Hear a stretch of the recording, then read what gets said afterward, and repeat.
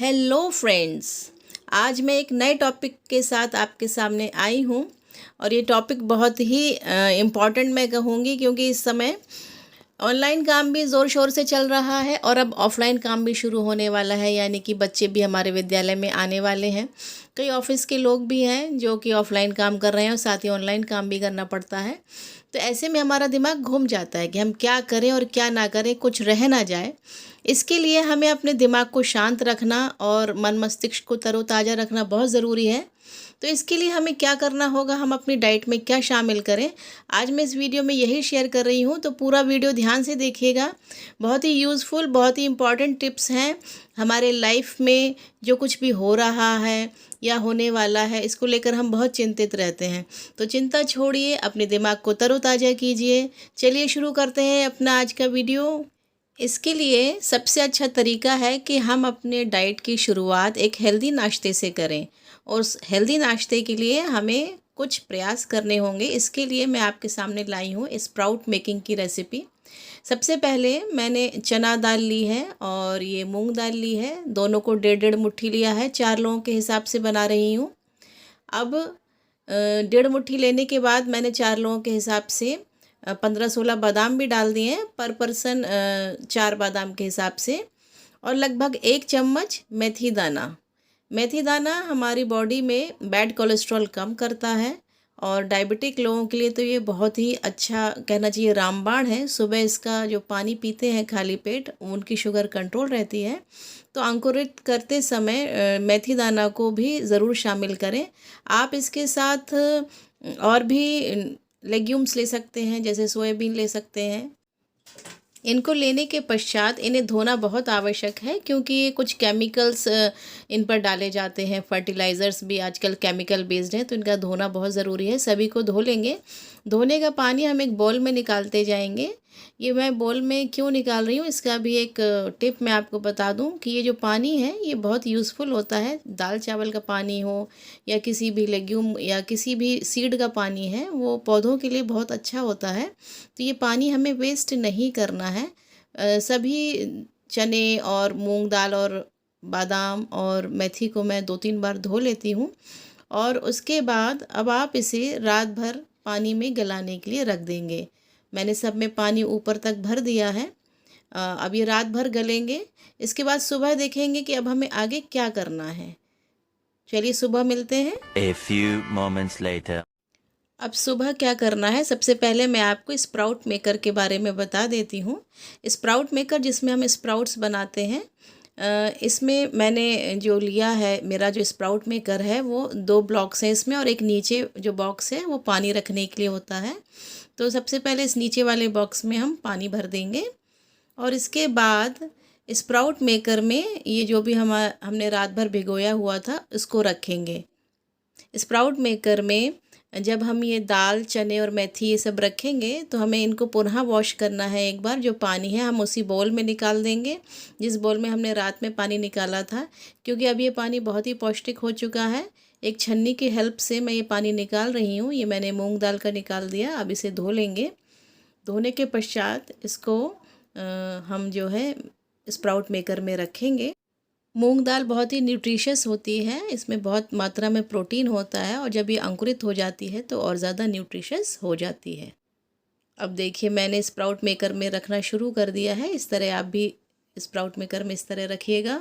यदि आपके पास sprout maker नहीं है तो परेशान होने वाली बात नहीं है, आप सूती कपड़े का भी इस्तेमाल कर सकते हैं।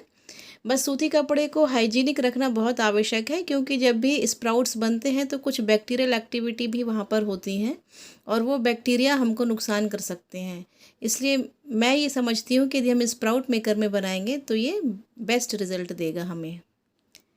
मूंग दाल पूरी तरीके से रखने के बाद अब मैं मेथी दाना, अब आप ये देखिए इसमें जो पानी है वो डायबिटिक लोगों के लिए बहुत ही प्रीशियस है। ये पानी आप अलग से निकाल कर डायबिटिक पर्सनस को घर में दे सकते हैं। खाली पेट वो पियेंगे तो उनकी शुगर कंट्रोल रहेगी। अब ये मेथी दाना भी थोड़ा एक बार वॉश कर लेते हैं, और वॉश करने के बाद पानी उसी बोल में डालना है, ये याद रखिएगा, क्योंकि ये जो बोल है ना बहुत ही इम्पॉर्टेंट है पौधों के लिए। इस बोल में जो पानी इकट्ठा हो रहा है वो उनके लिए लिक्विड खाद बनेगी, और आप देखिएगा इसका असर जब आप पौधों में इसे रेगुलर डालेंगे तो पौधों में फ्लावरिंग अच्छी होगी, वो अच्छा रिज़ल्ट आपको मिलेगा। अब इस तरह मैंने मेथी दाना और मूंग दाल रख दी है। अब मैं चने को भी इसी तरह कर रही हूँ। चने का भी पानी इसी बाउल में निकाल दिया है। अब ये चने को धोकर मैं इसी तरह स्प्राउट मेकर में डाल दूँगी। ये चना बहुत ही शक्तिवर्धक होता है।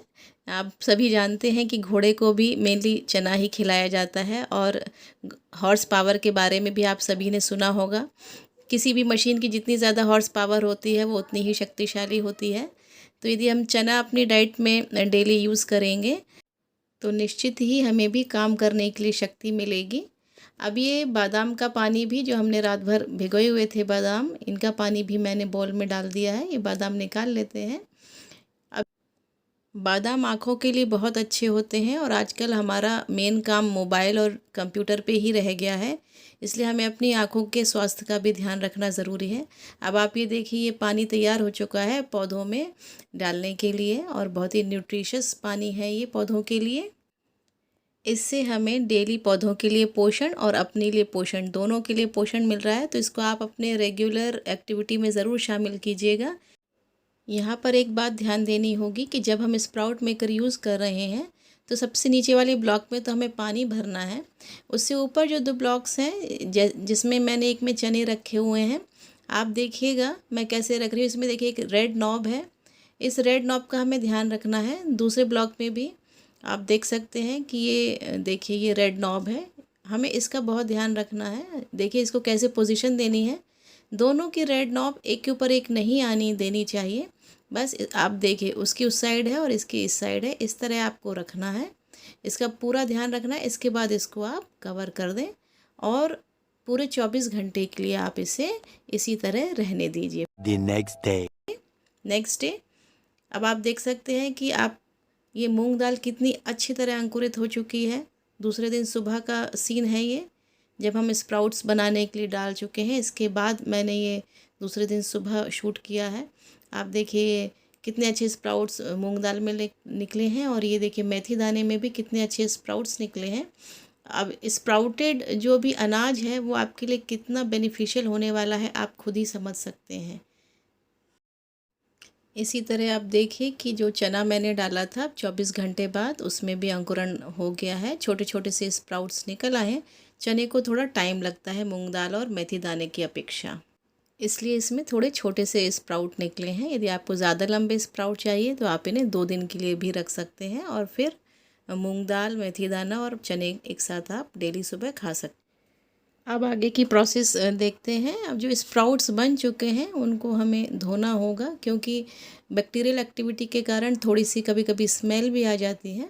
अब इसे हम छन्नी की सहायता से धो लेंगे, और ये पानी भी हमें वेस्ट नहीं करना है। मैं आपको पहले ही बता चुकी हूँ, पानी बहुत यूज़फुल है ये पौधों के लिए, इसे बिल्कुल भी वेस्ट नहीं करना है। अब आप इसे धो लीजिए, और धोने के बाद ये स्प्राउट्स खाने के लिए तैयार है।